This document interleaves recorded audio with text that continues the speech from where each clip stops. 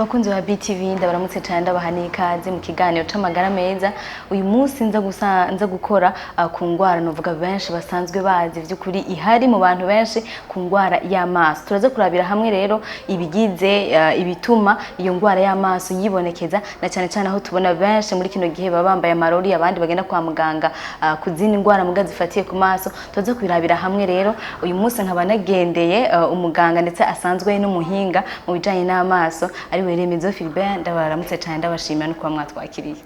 Baramukije cyane. Ego nkuko nemeje kwivuga ko umunsi zo kuvuga ku ngwara y'amaso muga abantu benshi babona bagenda kwa muganga bakivuza bakabandikira amarori ariko vy'ukuri mbega ingwara y'amaso nizihe ingwara z'amaso? Murakoze kumbaza ico kibazo. Ingwara z'amaso kenshi noshaka kuzigereranya no kuvuga amaso ni nkaco kimwe no kuguru. Ijisho rirafise ibihimba. Umuntu avuze ati ingwara y'amaso nkuko umuntu agwara mu kuguru. Umuntu avuga ati je ndagwaye amaso ushaka kuba agwaye ukuguru kugereranya no umuntu yagwaye kuguru. Avuga ati je ndagwaye kuguru. Kuko umuntu agwaye kuguru ashobora kuba yavunitse, ashobora kuba avyimvye, ashobora kuba afise ibikomere, ashobora kuba afise ibintu bitandukanye kuri uko kuguru. Nkuko rero ku maso amaso afise ingwara nyinshi cyane. Kubera ifise n'ibihimba byinshi. Abantu rero bafise ingwara zitandukanye, harimo zimwe zivugwa n'imiti, zimwe zivugwa n'amarori, izindi zivugwa no kubeciye mu byo kubaga. Ni uburyo bwinshi bakoresha mu kugira bavura izo ngwara. Rero izo ngwara ziratandukanye cyane, ntizisa ziratandukanye cyane. Ego mbega tutarinjira mu idonido nka nke sanzwe zibonekeza muri kino gihe canke muri no misi ingwara nka nkenke zisanzwe zibonekeza zifatiye ku maso nk'izahe? Kwera mwashizemo ibibazo bijanye n'amarori, twovuga ko ya maso ingwara zikaze cyane, twovuga ko ari ingwara zijanye na myopi. Abantu bose bama bavuga ingwara ya myopi niyo abantu bayifise mbere bambara ayo marori. Amarori rero twovuga ko avura ayo myopi gusa. Mugabo myopi abantu benshi bambaye bagwaye amaso nibo bambara amarori kugira bashobore kubona neza. Ivyo no kuvuga yuko kenshi amaso abafise inguvu nke zo kugira zishobore gukwega ikintu kishike iyo gitegereza gushika mu bwonko umuntu ashoboye kukibona neza cyaciye mu jisho. Hari rero ivyo by'ingwara ya myopi, hariho n'indi ngwara ya hypermetropie twovuga ko ari nk'igihushane cayo kuko hamwe usanga ari inguvu nyinshi z'ijisho hano ugasanga ari inguvu nkenya. Hariho ingwara zikunda gushikira abantu bakuze bita cataracte. Hariho ingwara zikunda gushikiranye n'abantu bakuze bita glaucome. Ari ingwara mbi mbere kubera n'ingwara igoye gukira, bisanzwe bayikinga gusumba kwivura. Iyo imaze gushikira umuntu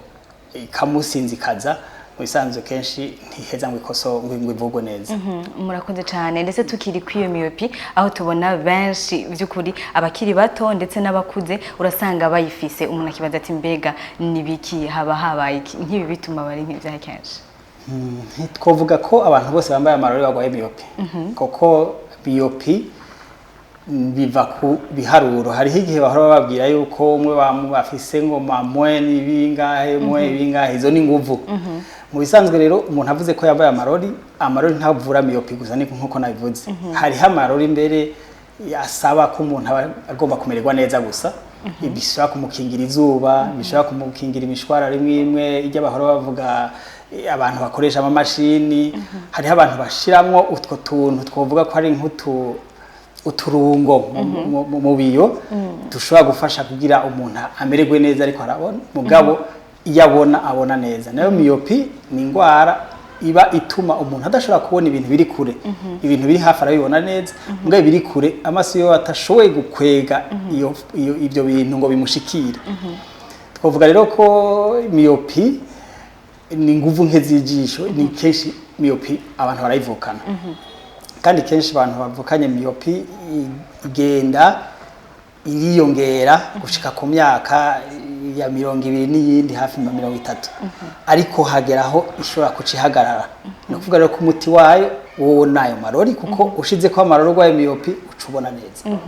ego nk'ibi bituma rero kenshi nko ku bantu baba bakuze baba batayivukanye kuko hari abo tubona bakuze bakivuza bagenda kwa muganga ugasanga babandikiye amarori ngaho onye ni inyifato ya minsi yose tugenda turagira mu bituma canke nje suye kuvuga yuko ikibazo kinini gihagaze kuri amarori umuntu abonye bayambaye amarori abantu bakuze hariho abantu iyo barenze imyaka 40 cyangwa bagomba kwishikana cyangwa bayirenza hariho ibindi bintu bita presbytie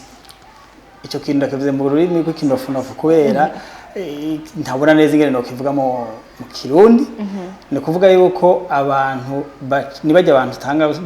bitangura kubagora gusoma ibintu bibegereye bakavyigizayo ugasanga ntibashoboye gusoma neza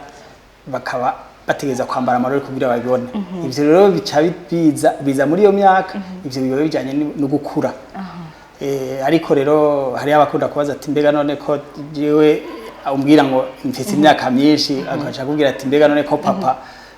canke mama wanje abona kandi afite imyaka 70 nanje afite 45 ati kubera kumbwira yuko ari je nkuze keshi mpora ndabaha karorero yuko iyo dusanzwe tubona twese neza umuntu ashikanye hafi imyaka 40 ni nkuko mwa muri ko mugenda muja nko mu rubanza mushitse mu rubanza mukaca musanga abantu bari muri protocole bajya bakira abantu bamwe bakaca bagira ati karibu muri rya tribune abandi nabati karibu muri rya tribune iyo bagubwiye iyo bagukarabisha muri tribune imwe ukaca usanga yo abantu batabona neza ibintu bya hafi irya tribune yindi abariho baguma babibona nuvuga rero ko ntuma mutagiye mu muguwe umva uwo mu papa wawe canke mama wawe babibona no kuvuga ko yabagiye mu yindi tribune no kuvuga rero ko ari ibintu bishika gutyo baravuga ko hariho ibindi bituma bibaza ko hariho utuntu umuntu abaguma akoresha n'inguvu nyinshi akiri muto mu kugira abone ibintu biri hafi hama tugeze muri iyo myaka turiko turasaza ntidushore gukwega neza ibintu bikaca bituma rero ukenera amarori akoroheza kugira ivyo bintu biri hafi ubisome neza ego cyane ndetse ku bagwaye ba myopie baragira ibimenyetso bitandukanye mugasanga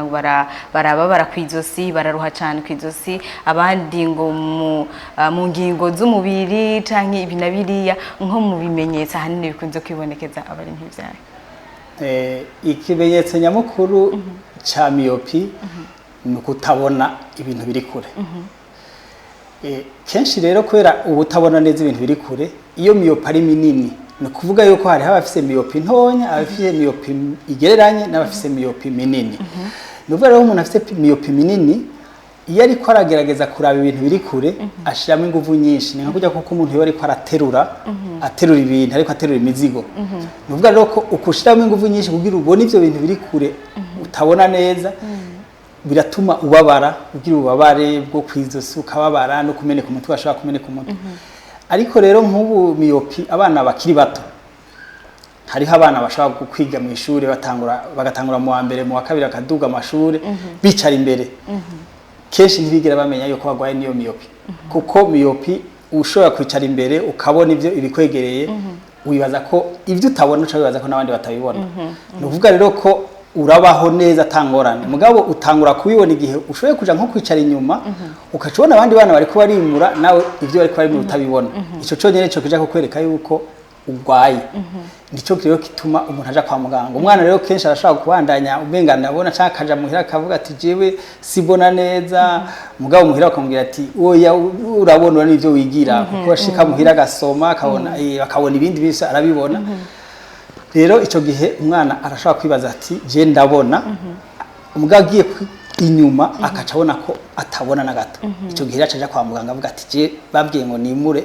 ibintu ntabona na gatoya ni ikimenyetso kinini rero no kuruhana ivyo byo kubabara no kumeneka umutwe nico ca myopie ahanini nta kindi kuko nta bundi bubabare buba buhari nuko amaso afise inguvu nke ego hari ico bita amaner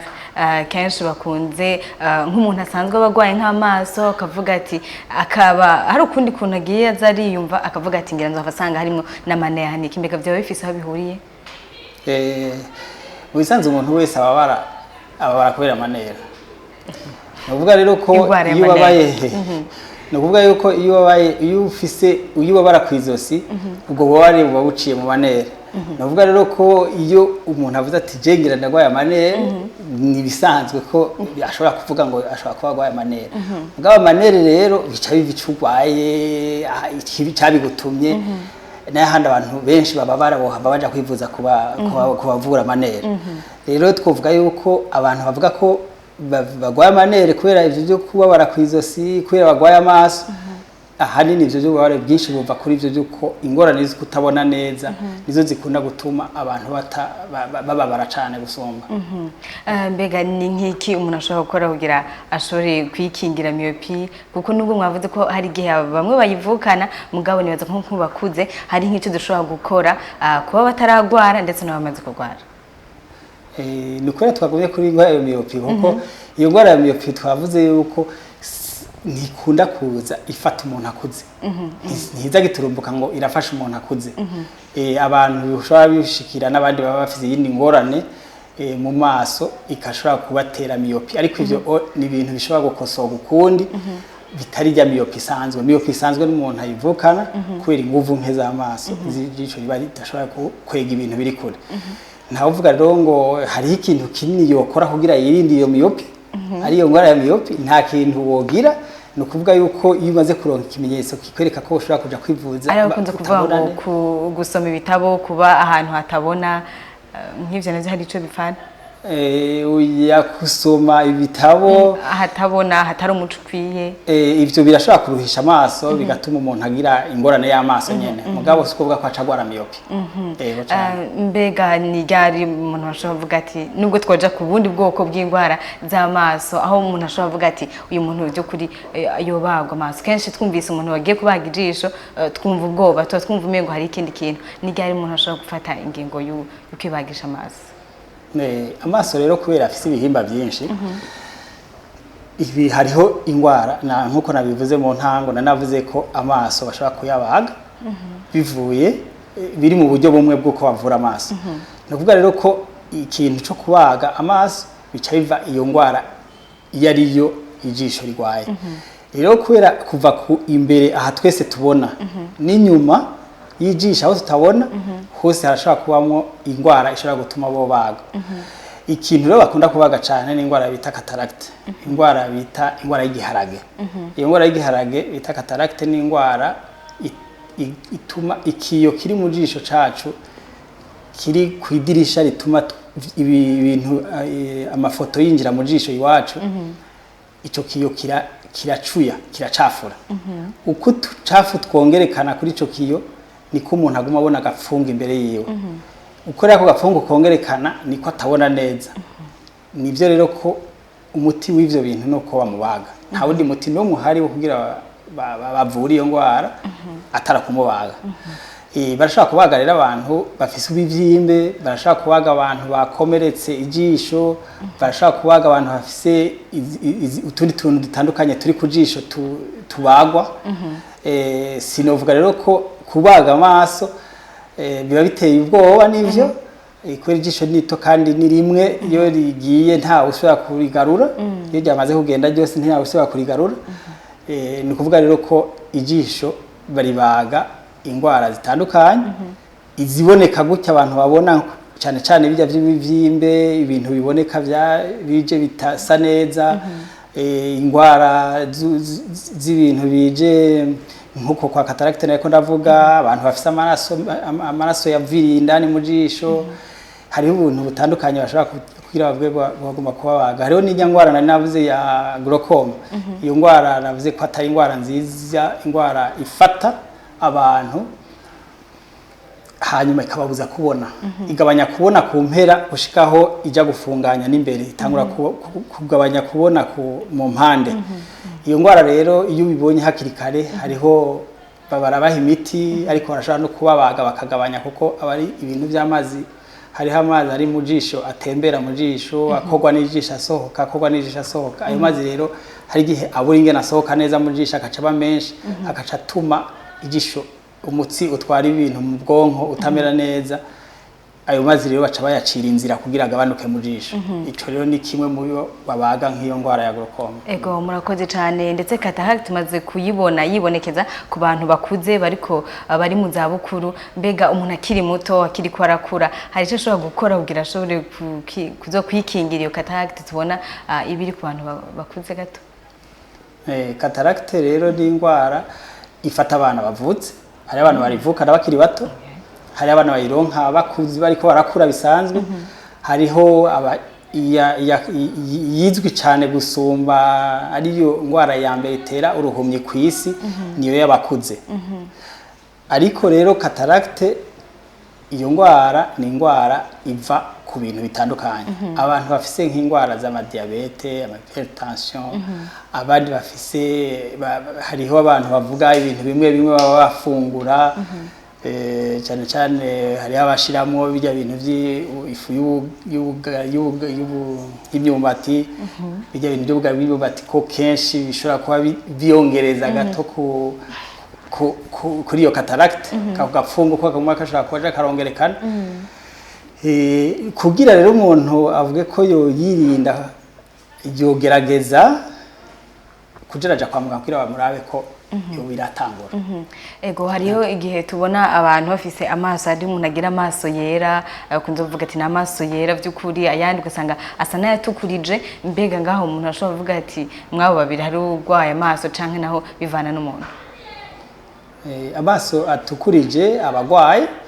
n'amaso yera arashobora kugwara, mugabo iyo amaso atukurije abagwaye, kuko ibihimba byacu by'amaso hari igihimba kiboneka ko cirabura, hariho igihimba cera. Ico gihimba rero cera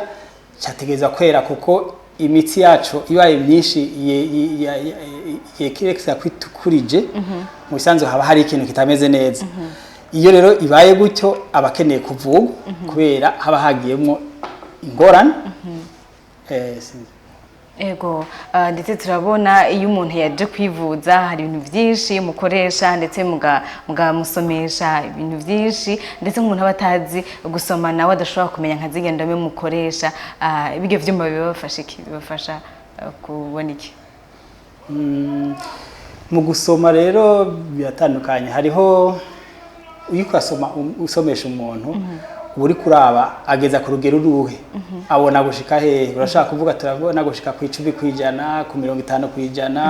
cyane ku ijana. Ko rero uri kuramusomesha umusomesha ukigira uti none arabona ku rugero rwiza. Mu bisanzwe hariho aho uvuga uti niyo abadashikana niyo ishira hamwe mpuzamakungu gishinzwe amagara y'abantu yavuga neza, ikavuga ati umuntu abona atabona abona gushika ngaha, umuntu abona nabi ageza ngaha, umuntu abona neza ageza ngaha. Nico gituma rero umuntu aje kwivuza umupimo ukavuga uti reka turabe ijisho rimwe rimwe rigeza hehe. Iyo rero heje kumupima ico gipimo urabubwira uti raba hariya. Rero hariho ibintu bitandukanye, hari abagira ubuhinga butandukanye, abazi gusoma n'abatazi gusoma. Urashaka gukoresha ubuhinga butandukanye ukavuga uti abazi gusoma ndabereka indome canke ibiharuro, abatazi gusoma ndabereka ibindi bintu by'ibimenyetso kugira avuga ati je mbona ko bijya bintu bicuritse biraba gutya biraba he. Ico rero yiri kuramusomesha uburi kururondera kugira ubuti none umuntu ageza he kubona, kuko tuzi ko amaso akamaro kayo ka mbere arako kubona, kugira umenye ahageza ni ucambere cyo kumusomesha. Ego cyane. Amaso turakunze kubona ingwara nyinshi, hariho ingwara bakunze kwita ngo nizo mu miryango, ni ingwara z'uruherekeranye, ugasanga abavyeyi baragwaye, abana baragwaye, ugasanga by'ukuri mu muryango kanaka abantu benshi baragwaye amaso, bambaye amarori canke bafise ingwara z'amaso. Mbega nk'ingwara y'amatwishe mu zifatiye novuga ku miryango, ivyo bakunze kwita hereditaire. Ivyo birabifise zirimwo, ivyo zirimwo nizo nariko twariko turavuga. Ivyo by'amamyopi baravuga ko bifise ico kintu cyuko harimo ukuntu kw'ingwara zo mu miryango. Mbere niyo ngwara navuze imeze nabi yitwa glaucome iravugwa cyane. Hariho rero n'indi ngwara y'abana batonya ibivyimbe biza kuzanamo ya ngwara bita mbere cancer. Ingwara mu kinofunofu bayita retinoblastome, ni ingwara ivyimbisha ijisho rikamera nabi cyane, ni kivyimbe kiza mu jisho, nayo nyene iri mu bintu bitera bizanana mu miryango baravuga yuko kenshi nk'iyo umwana afise icyo kivyimbe ugasanga nka se nta jisho afise bashaka kuca wibaza ko na se bakuye mu ijisho kubera uwo mwana bakuye mu ijisho kubera iyo ngwara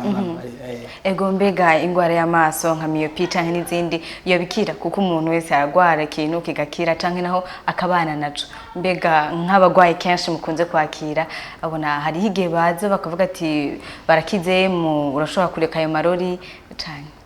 nkuko twavuze ko ingwara ari nyinshi ingwara nyinshi zirakira hariho izo zidakira hariho n'izindi zikira nk'ubu kubera twariko turavuga iyo vya myopie mu bisanzwe mu gukira nuko ufise amarori agutuma ubona neza aho uba wakize hari abavuga ngo ndayambaye umwanya munini nka naryama by'ukuri ndayambaye aho n'umuti ukomeye uko no gushikuza uko no gushikuza kuko myopie navuze ko amarori ni nguvu ubuje kongereza ijisho ryawe misazi rero kuvuga ko izo nguvu tuzitereka mu jisho ngo zico zigumayo nuvuga iryo rori ufise nizo ni hakurya kwija nkoni bishimikiza umuntu yavunitse uyafise ubumerewe neza utayafise ntushobora kumererwa neza ni kuvuga ko umuti wawe wa myopie nayo marori ivyo bindi twariko turavuga vyuko hariho nk'ibintu byo gukira nk'iyo cataracte twako turavuga cataracte bayikubaze bikagenda neza urabona neza donc ucusubira kubona neza utahora ubona urabona neza mbere niyo ngwara nziza cyane gose novuga iryohera n'abaganga b'amaso babaga amaso kuko iyo umuntu mubonye ashaka kuba amaze imyaka 10-20 atazi biba ku isi akacaza ukamuraba ukamupima ukamubaga ukacubona aciye akanura akacabona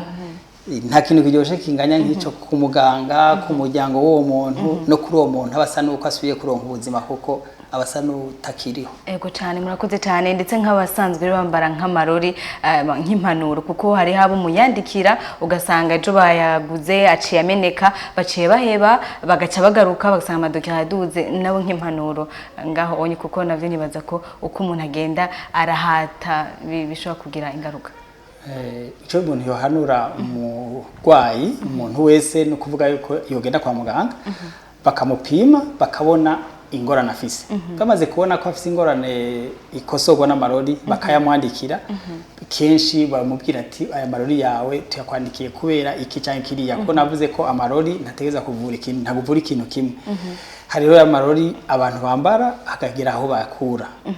hari abantu bambara amarori ntibazoyakure bategeza kubandanya bayambara kubera ameze nkuko navuze ko ari inkoni zo kwishimikiza nukuvuga rero ko impanuro zikora kwa muganga kandi ntizobangira rusange kuko bica biva ku muntu n'uwundi kugira bakubwire ico utegeza kugira ibintu vyiwawe bigende neza niko novuga murakoze cyane tubashimire by'ukuri ku muco mwagerageje gutanga kuri benshi bashobora kwiyumvira ati mbega ingwara y'amaso kubera iki muri kino gihe usanga abantu benshi bambara amarori mugabo umuntu by'ukuri ntatahure iyo biva tubashimire cyane ku karyo mwaduhaye ndetse no ku muco mwagiye muratanga ku bibazo bitandukanye murakoze cyane kandi karibu no hanyuma ego namwe ndabashimire cyane bakunzi bikiganiro c'amagara meza by'ukuri mwumvise ko tuvuga ku ngwara y'amaso aho twagiye turabona ubwoko butandukanye bw'ingwara zifatiye ku maso si ikintu giteye ubwoba si ingwara nuvuga idakira ariko umuntu wese mu gihe atanguye kwiyumva nk'ibimenyetso bitameze neza ni byiza ko aja kwa muganga kugira vy'ukuri niba mwandikira amarori bayamwandikire hama ashobore kubandanya amererwa neza ndefeze kugira amagara meza ahiwanyu tuzosubira no mu kiganiro kizokwira murakoze.